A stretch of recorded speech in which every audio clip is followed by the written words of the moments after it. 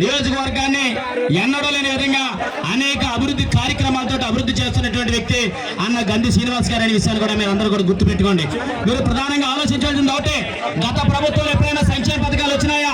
ఎప్పుడైనా మన పిల్లలు ఇంగ్లీష్ ఇచ్చి చదివించాలని ఆలోచన ఉందా? ఎప్పుడైనా మన పిల్లలకు కనుక సంక్షేమ పథకాలు అమ్మఒడి కానీ, చేయూత కానీ, ఆసరా కానీ, ఆరోగ్యశ్రీ పథకాలు కానీ, ఇలాంటి పథకాలు గత ప్రభుత్వాలు ఎప్పుడైనా వచ్చినాయా? రాష్ట్రంలో ఒకే ఒక్క నాయకుడు బడుగు బలహీన పేద వర్గాల్ని గుర్తించాలనుకునేటువంటి ఒకే ఒక్క నాయకుడు అన్న జగన్మోహన్ రెడ్డి గారిని మీరు గుర్తుపెట్టుకోవాలనే విషయాన్ని కూడా మీ అందరికీ తెలియపరుస్తా ఉన్నా.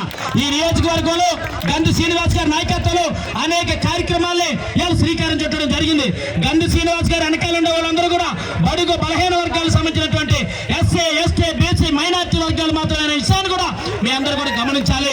రానున్న కాలంలో సార్వత్రిక ఎన్నికల్లో 2 ఓట్లు కూడా ప్యాన్ గుర్తుకు వేయాలి, సంక్షేమ పథకాలు కోటేయండి అన్న గంధి శ్రీనివాస్ గారిని గెలిపిస్తే జగన్మోహన్ రెడ్డి గారు ముఖ్యమంత్రి అవుతాడు, మళ్ళా సంక్షేమ పథకాలు వస్తాయి. అదేవిధంగా మన ఆడపడుచుగా ఉన్నటువంటి గూడూరు ఉమాబాలి గారిని కనుక గెలిపించి మీరు పార్లమెంట్ పంపిస్తే మన యొక్క సమస్యల మీద నిరంతరం కూడా పార్లమెంట్ యుద్ధం చేయడానికి కూడా ఆస్కారం గుర్తుందనే విషయాన్ని మీ అందరికీ కూడా తెలియపరుస్తా ఉన్నా. ఈ నియోజకవర్గంలో ప్రతిపక్షం నుంచి పోటీ చేస్తున్న వ్యక్తి ఎప్పుడైనా కరోనాలో కానీ, ఎప్పుడైనా మీ దగ్గరికి వచ్చి మీ సమస్యలు కానీ, మీ ఇబ్బందులు కానీ ఎప్పుడైనా అడిగేలా తెలుసుకున్నారా అనే విషయాన్ని కూడా మీరు అందరూ కూడా గమనించాలి. ఇలా రాజకీయ ప్రయోజనాల కోసం ఇలా పొత్తు పెట్టుకుని రకరకాల పార్టీలతోటి మనందరినీ మోసం చేయడం కోసం, అందరి యొక్క మోసాలు చేయడం కోసం ఈరోజు వస్తున్నటువంటి మనం తిప్పుకోవడం